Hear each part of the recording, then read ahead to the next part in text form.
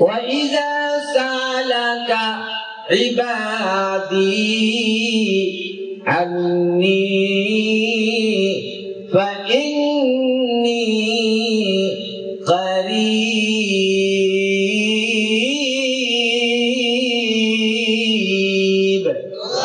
أجيب دعوة الداعي إذا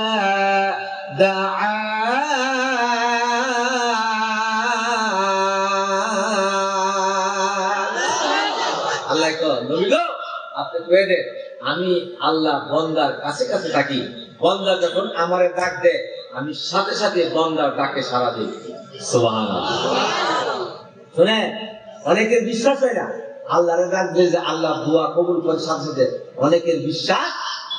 আমি ঢাকা গেছি ওয়াজ করার জন্য, ঢাকা চক বাজার মনে পড়ছে বলি, ওয়াজ করে যখন আমি খানা খাইতে গেছি, এক ঢাকায় কুর্তি আমার পিছু পিছে গেছে, গিয়া হুজুর আমার একটা কথা আছে। কি কথা? ওই আপনি যে ওয়াজের মধ্যে বলছে ঢাকায় বসা থাকো, আল্লাহরে ডাক দিয়ে আল্লাহ শুনে, ওই হুজুর এই কথা আমার একটু বিশ্বাস হয়। আর এটা কি করে নাও ভুলি কেন? হুজুর আমি আল্লাহর যে কত টাকা ডাকছি, হুজুর গিয়ে ডাকাইছি, আমি মক্কা মদিনায় গিয়া কাবা করে গিলাপে ধরে ধরে আমি ডাকছি, এরপর আল্লাহ আমার ডাক শুনে না। আমি তো ঘটনা কি বলে, আমার চাস্তো ভাই আমার 6 ডিসিম জায়গা, ঢাকা শহরের মতো জায়গা দূর দূরে রয়ে গেছে গা, আমি যে কত এর জন্য দোয়া করছি, আমার ডাক একটা আল্লাহ কাবা করে গিয়া পর্যন্ত দোয়া করছি, এর মূর্তি এর কিচ্ছু হয় না। নাউজুবিল্লাহ বলে। আমি তো দেখে আপনি এই কোরআনের অর্থ আপনি বুঝেন নাই। এই আয়াতের ব্যাখ্যা আছে, বান্দা যখন আল্লাহরে ডাক দেয়, ডাকটা 3 ভাগে ভাগ হয়। কয় ভাগে? এই যে কথার উত্তর দেন, কয় ভাগে ভাগ হয়? এই মুহূর্তে বলেন না আল্লাহ, আরো জোরে আল্লাহ, আমাকে বিপদ থেকে উদ্ধার কর। এই যে ডাক দিচ্ছেন না, এই ডাকটা 3 ভাগে ভাগ হয়। হয়তো সাথে সাথে আল্লাহ কবুল করবে, অথবা কিছুদিন পরে আল্লাহ কবুল করবে, অথবা সাথে সাথে করবে না, কিছুদিন পরেও করবে না।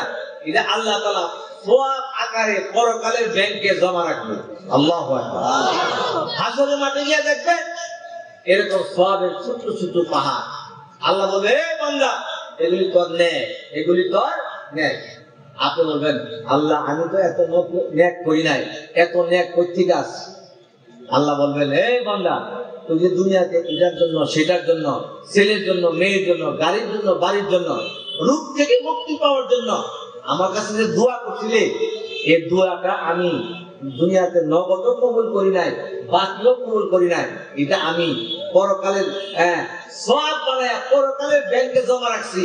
আর এটা হলো তোর সওয়াবের পাহাড়, এটাকে কেন্দ্র করে তুই আজকে জান্নাতের মধ্যে উপরে চলে যা। জয় করেন আল্লাহু আকবার।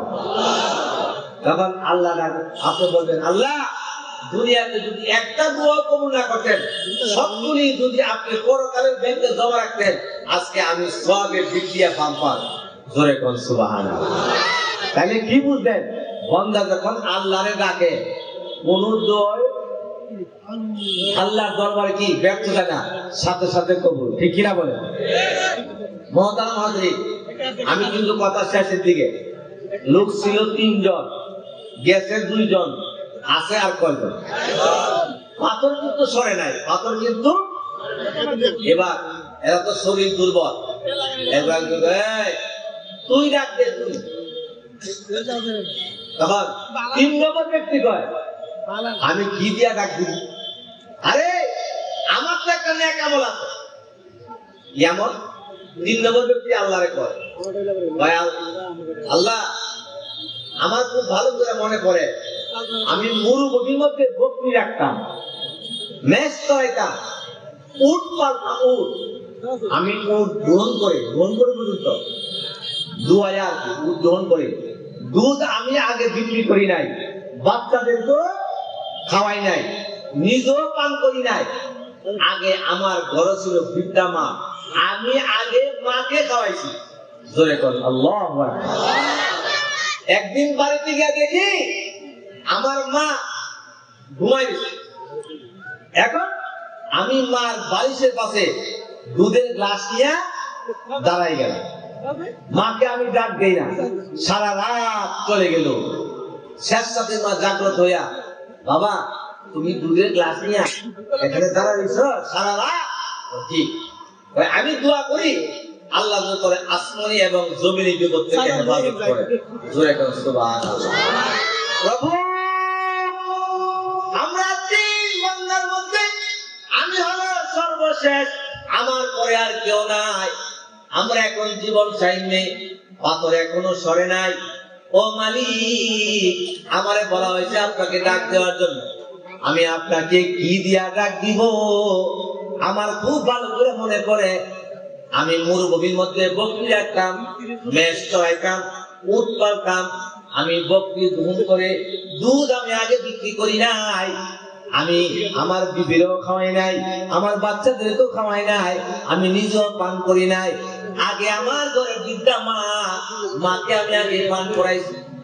ও প্রভু, আমার ওই মায়ের দোয়া যদি তোমার দরবারে, মায়ের খেদমতের আমল যদি তোমার দরবারে কবুল হয়ে থাকে, মালিক রে আমার মার খেদমতকে কেন্দ্র করিয়া পাথরটা একটু সরায় দাও, আমরা তোমার তিন বান্দা এখান থেকে মুক্তি পেয়ে যাই। ও সাইদাবাদের ভাইয়েরা আমার, ও সিরাজগঞ্জের ভাইয়েরা আমার, আল্লাহ পয়গম্বর বয়ান করেছেন, এবার যখন ওই 3 নম্বর ব্যক্তি মার খেদমতের উসিলা দিয়া আল্লাহর কাছে দোয়া করছে, আল্লাহ রাব্বুল আলামিন ডাক দিয়া কয়, ও জিবরাইল আর দেরি করো না, আর দেরি করো না, তুমি ওই পাহাড়ের গুহায় চলে যাও। ওই পাহাড়ের গুহার মধ্যে যে পাথরটা দিয়ে তারা 3 জন আটকা পড়েছে, এবার অল্প অল্প সরলে চলবে না, এবার তার মার খেদমতের দোয়াই দিয়া আমার কাছে দোয়া চাইছে। এবার গিয়া তুমি পাথরটার মধ্যে এমন জোরে ধাক্কা দাও, একবারে দোয়ার মুখটা পরিষ্কার করে দাও। ভাইয়েরা আমার, এবার জিবরাইল আইসা এমন জোরে ধাক্কা দিছে, একবারে গুহার মুখ পরিষ্কার হয়ে গেছে। আল্লাহু আকবার। এরা 3 জনে এই গর্ত থেকে বের হইয়া পাথর সরার পরে এরা ব্যবসা স্থলে চলে গেল এবং তারা মৃত্যুর হাত থেকে রেহাই পেয়েছে। ধরে কোন সুবহানাল্লাহ। আচ্ছা, এই 3 জন যে মৃত্যুর হাত থেকে রেহাই পাইল, আপনারা বলেন এটা কি দিয়া পাইছে? যার যার কথা বলে না, যার যার নেক আমল। জোরে বলেন, যার যার। আচ্ছা, আরেকটা কথা বলি, এই যে 3টা নেক আমল দিয়া আল্লাহর কাছে পাথর সরার জন্য দোয়া চাইছে, আপনারা বলেন এই 3টা আমলের মধ্যে সবচেয়ে পাওয়ারি আমল কোনটা? মনোযোগ নাই, জোরে কর। পিতা মাতার খেদমত হলো সবচেয়ে পাওয়ারি আমল। এর জন্য মুহতারাম হাজিরিন, আমার আপনার জীবনেও এমন কতগুলি আমল থাকা দরকার, নির্বেজাল নিরে এমন কতগুলি আমল থাকা দরকার যেগুলি আমরা বিপদের সময় আল্লাহর সামনে পেশ করতে পারবো, যেটা উসিলা দিয়া আমরা দুনিয়াতেও মাপ পাবো, পরকালেও মুক্তি পাবো। ঠিক কিনা বলে? মুহতারাম হাজিরিন, শুনে একটা কথা শোনাই। আল্লাহ যে কারেক্ট উসিলা কি করে, সুলতান মোহাম্মদ গজনবী নাম শুনছে? আফগানিস্তানের বাদশা ছিল। আমার শেষ কথা, আফগানিস্তানে বাদশা ছিল উনি। আল্লাহু আকবার। একবার ভূমিকম্পে উনি এতেকালে 40 বছর পরে ওনার কবরটা ভূমিকম্পে ফাইটা গেছে। খেয়াল করে 40 বছর পরে ফাইটা যাওয়ার পরে লোকেরা ওনার কবরে গেছে উকি দিয়া দেখতে, দেখেছে ওনার কাপড়টার মধ্যে একটু ময়লা দাগও পরে। আল্লাহু আকবার। উনি একাধারে নবীর স্বপ্ন দেখার জন্য, নবীর যদি কেউ স্বপ্ন দেখে তাইলে তার জন্য জান্নাত ওয়াজিব হয়ে যায়, আর জাহান্নাম তার জন্য কি হয়ে যায়? হারাম হয়ে যায়। এই নবীর স্বপ্ন দেখার জন্য উনি একাধারে 10 বছর, কয় বছর? 5000 বার প্রতিদিন দুরূদ শরীফ পড়ছে, আর 100 রাকাত নফল নামাজ পড়ছে। আপনারা কবে হুজুর 5000 বার দুরূদ শরীফ পড়াইরা কেমনে সম্ভব? দুরূদ শরীফ বড় আছে, ছোট আছে। মনে করেন সাল্লাল্লাহু আলাইহি ওয়াসাল্লাম পড়েন সবাই, এটা হলো একটা ছোট দুরূদ শরীফ। এরকম যদি আপনি পড়েন 5000 বার পড়তে বেশি সময় লাগবে না, 1 ঘন্টায় আপনি কইরা ফলাইতে পারবেন।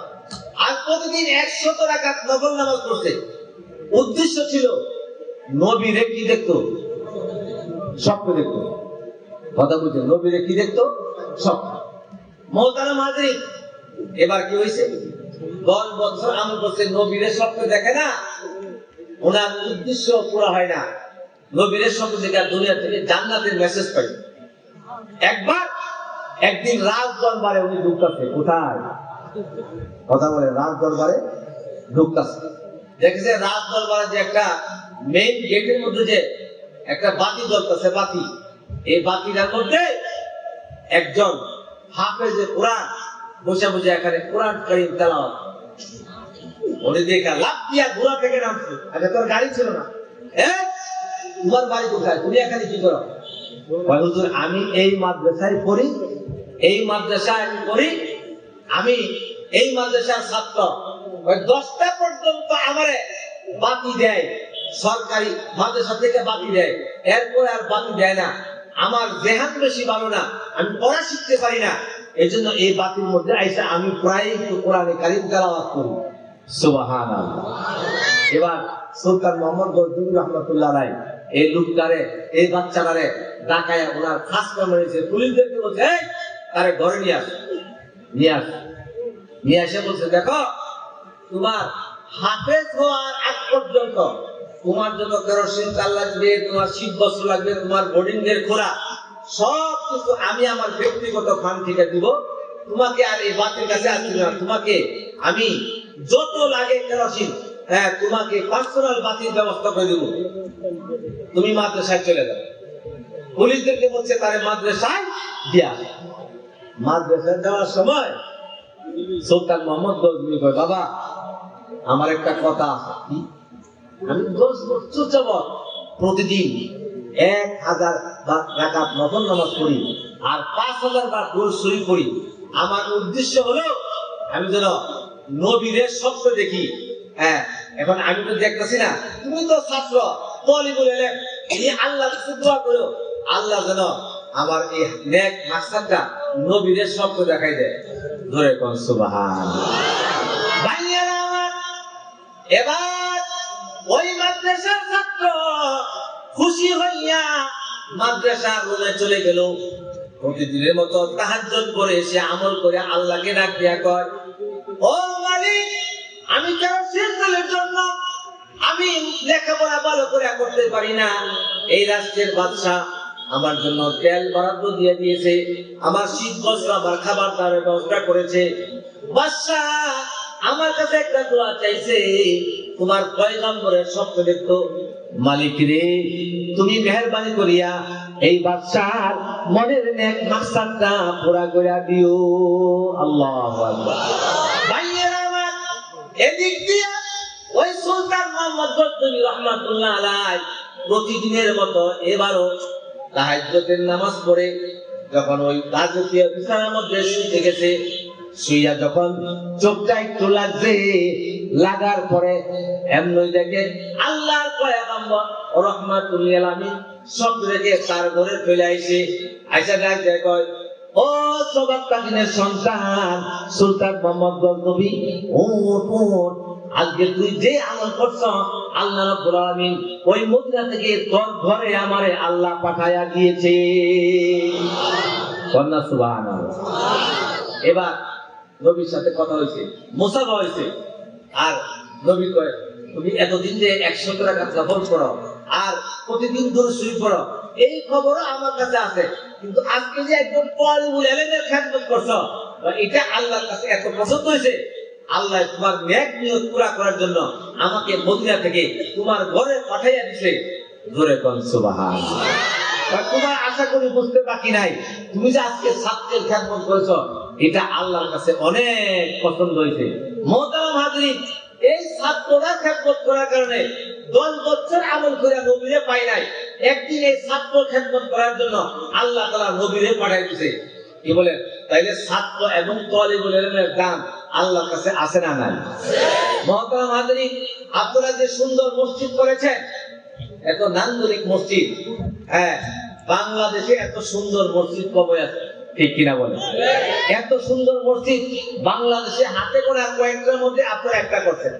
আবার মসজিদের পাশে মাদ্রাসা, আপনারা খুশি না বেদা? আগে মসজিদ না আগে মাদ্রাসা? দেখি একটা প্রশ্ন করি। আগে বলে মসজিদ, একজন বলে আগে মাদ্রাসা। দেখি কোনটা ঠিক হয়।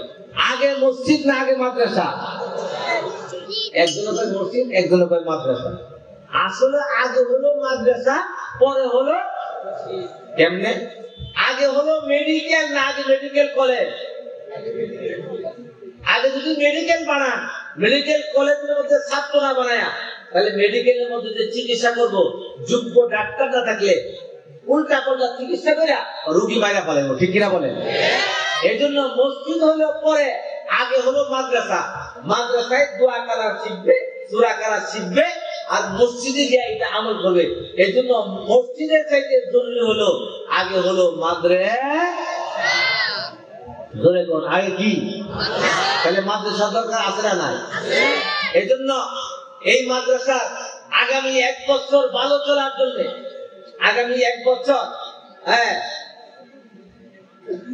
আর আগামী 1 বছর মাদ্রাসা ভালো চলার জন্য আপনারা কি সাহায্য সহযোগিতা করতে রাজি আছেন না? ইনশাআল্লাহ। ধরে কর আরে মিয়া, দরকার আছে না নাই? হ্যাঁ, শুনে তাইলে এই মাদ্রাসা ভালো চলার জন্য হাবিবুর রহমান সিদ্দিক ওয়াকাটা হুজুর অল্প কয়েক মিনিট